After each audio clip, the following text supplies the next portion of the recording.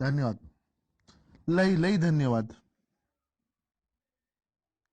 तर पोरं, आज मी तुम्हाला एक गोष्ट खरी खरी सांगणार आहे.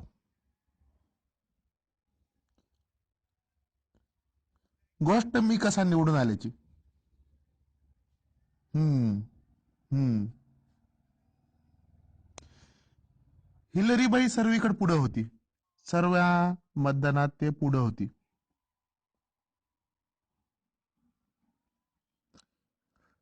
मला काही सुचत नव्हतं काय करावं, एवढ्या मोठ्या लोकांना कसं मतदान घ्यावं, काहीच समजत नव्हतं. तितक्यात माझ्या दोस्ताचा मले फोन आला, वेस्ट इंडिज वरून क्रिस गेल भाऊचा मले फोन आला.